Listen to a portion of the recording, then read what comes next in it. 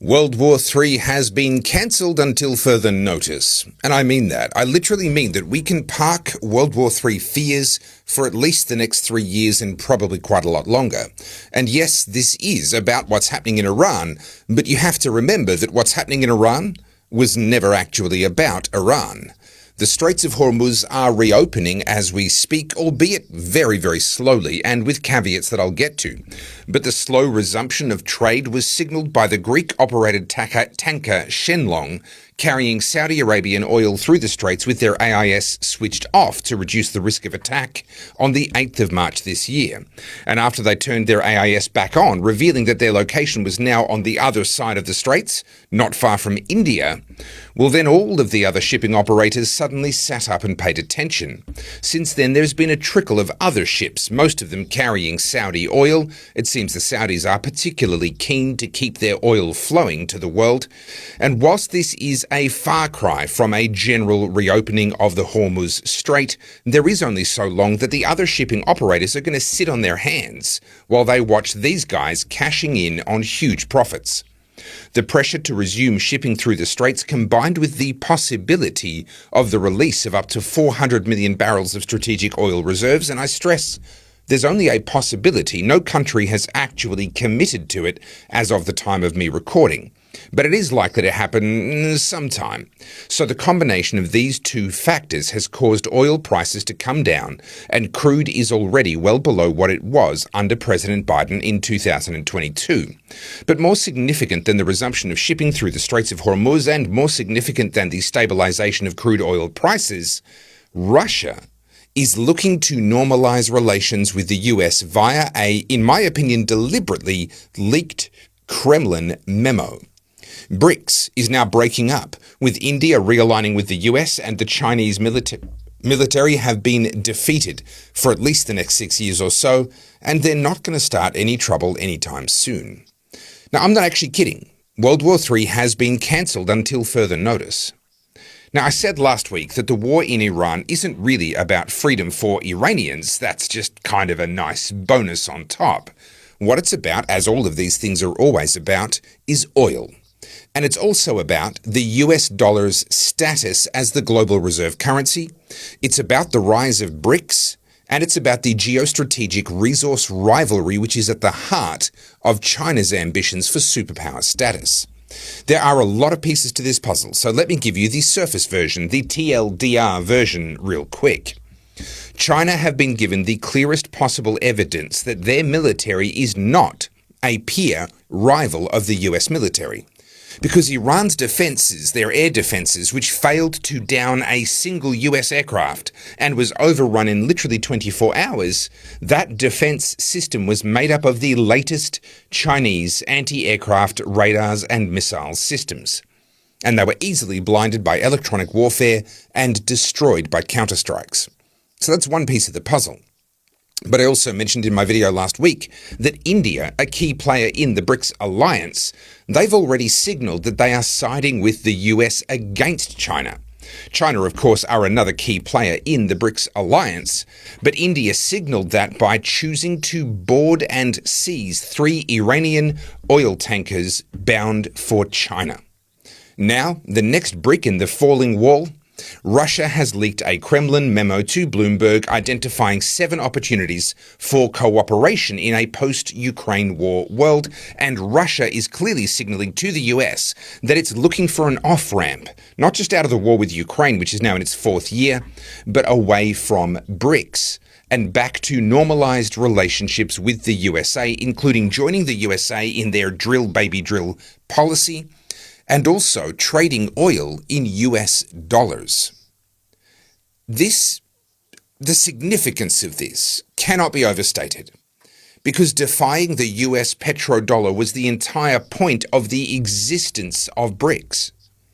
So if India are realigning with the US and Russia want to trade oil in US dollars, I would suggest that the BRICS experiment is as good as over. Add the fact that neither Venezuela nor Iran are able to participate in the supply of cheap embargoed oil via the shadow fleet to BRICS countries, and it becomes impossible now to overstate the significance of what we are witnessing in the last couple of weeks and months, and how the world is being reshaped as we speak. This month is one for the history books, make no mistake. Now, I'm going to drill down into each of these puzzle pieces even further in just a moment, but first, my name's Tofer Field. This is the Tofer Project, and I help busy people like you to cut through the crap, make sense of the nonsense, and keep up with the world as it changes around you. Some people complain about me mentioning my books, my DVDs, t-shirts, hoodies, caps, and stickers, and honestly, I would love to be able to just put out videos for you to watch for free and to not have bills to pay. But George hasn't smiled at me yet. That's one for the Australians in my audience of a certain age. You remember the ad, life could be a dream if George would smile at me. Well, he hasn't smiled at me yet, and these videos don't make themselves. So please help me to keep the Tofer Project going by buying me a coffee via the link in the description, and check out everything else on that page, especially the Masterclass, which starts next week, the 8-month Getting Your Head in the Game Masterclass series. It's a $792 value, and it's yours for just $299 as part of our early bird special, but that price ends next week. If you find that my videos help you to understand the world better, well then my masterclass will help you to understand life and yourself better. Secure your seat now via the link in the description, and of course everything you buy, including the masterclass, goes towards helping me produce hundreds more videos like this one in 2026. Now, I've been a political commentator for over 17 years now, and I know from experience that some people want World War III to happen, and they get really mad at me when it doesn't happen. I suspect the comment thread under this video will be full of angry people who are angry at me for daring to suggest that the world is not about to end. But I'm simply doing today what I've been doing for 17 years, looking past the surface and the headlines to see what's going underneath and to see why. The war in Iran was a proxy war between the US and Israel versus China. Not Chinese PLA troops, of course, but Chinese PLA technology and allies. Iran were given the latest multi-layered air defense systems that China could supply them with. Imported less than a year ago, by the way. This includes the YLC-8B 3D long-range radar system, which was supposed to be able to detect F-35s and B-2s up to 500 kilometers away. And that was backed by the HQ-9B long-range advanced surface-to-air missiles, which were supposed to be able to take out detected aircraft up to 300 kilometers away. Also, with HQ-16 and 16B medium-range SAM systems, plus the usual plethora of short-range systems like the HQ-17AE, and over 1,000 FN-6 MANPADS systems. These are the kinds of systems we've seen used to devastating effect on both sides of the Ukraine war. Plus HQ-19 ballistic missile interceptors, which are supposedly able to take down satellites, and they also had unfettered access to Chinese Beidou 3 GPS alternative, so the Iranians could precision guide their drones and missiles and all of their other attacks.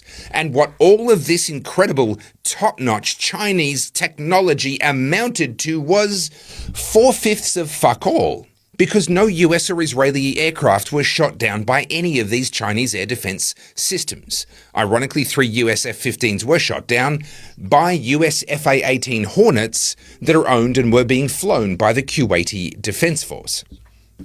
So we know that US technology is good enough to take out an F-15, but we also know that Chinese technology is not. Now, all 6 aircrew from those 3 downed F-15s survived, by the way. So this complete failure on the part of China's latest systems will send shockwaves through the Chinese Communist Party and also through Russia, because in many cases these were Russian designs which the Chinese had then improved on. But also spare a thought for all of the other clients, the African, Middle Eastern, Asian and Eastern European countries who buy this hardware from China or from Russia. How would you feel about your investment in your defense as you watch the war in Iran? And remember that the US used only a fraction of its Air Force and Navy. They have a bunch of carrier groups, and they used only 2 in this war, plus a bunch of Air Force assets as well. So any suggestion that the US has been pushed to its limits, or indeed some of the absurd claims that the US are losing this war, it's pure fantasy on the part of people who want to watch the world burn. For China, well, they now know that Taiwan is off the table, at least for as long as Trump is president. See, it's no longer a question of whether the US have the military capability to defeat China. It's pretty clear that the technology gap between them is far larger than what people believed. So now it's just a question of, does the US have the will to stop them? And Xi Jinping knows very well that Trump has the will.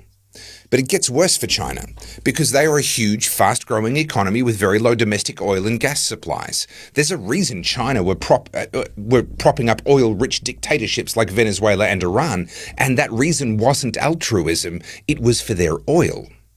So China will now go back to buying oil in US dollars. They have to, buying it on the same global markets as the rest of the world because their embargoed oil wells in Venezuela and Iran just ran dry.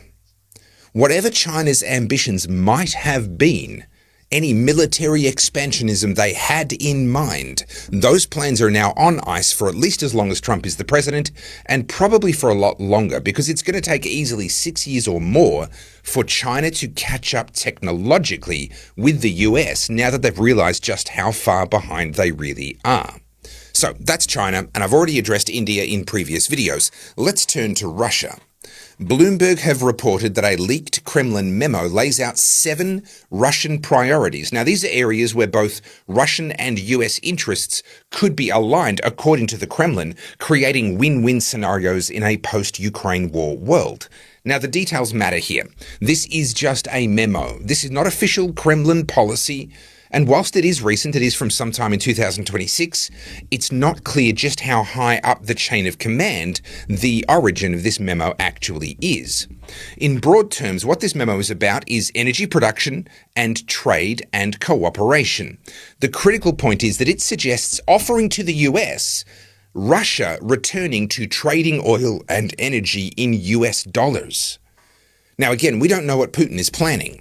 But what's clear is that it is considered acceptable within the walls of the Kremlin to write a memo that discusses such a thing. Whoever wrote that memo believed that it would be well received and not be a career-ending memo for them, and that on its own is significant. But I think that this was leaked on purpose.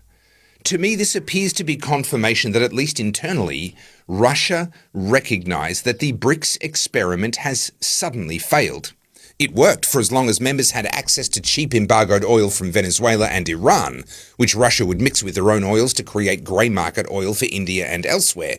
But without that cheap embargoed oil, without that, it's time for a change of approach. And like India, Russia are signaling a return to alignment with the US rather than keeping their current alignment with China. I don't think this leak from the Kremlin was an accident. I think it's testing the waters and sending a signal. Now, I'll be the first to admit that I could be wrong about this. But with everything else going on right now, it makes a lot of sense to me that Putin is looking to get ahead of the global realignment and not be the last one standing alongside China. Put it all together, we're witnessing a realignment of geopolitics in just the first quarter of 2026 of a magnitude that rarely happens even in an entire decade. Now, a word of caution. Even if I'm right about all of this, it's going to take some time to play out. Yes, a handful of tankers have now transited through the Straits of Hormuz, but that's a far cry from business as usual. And right now it seems to be the tankers holding Saudi oil that are taking the risk, with most of the other carriers holding off. But for how much longer? And yes, the Islamic regime in Iran has not been toppled, and winning the air war is a very different thing to winning the ground war. And things could get very messy, and there could be delays. All of that is a given. And also, neither India nor Russia are going to release a public memo saying, "We love Trump and we're abandoning BRICS." Those are shifts that I believe are very real, but they'll play out in much more subtle ways over weeks and months and even the next few years.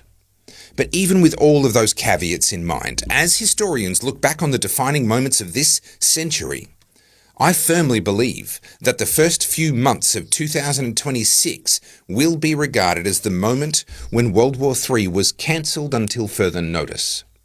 And with all of that said, we still have our own enemies right here at home to deal with. Most of them are in Canberra. So I'm not advocating for apathy or for complacency, far from it, because I believe we've just had a near miss.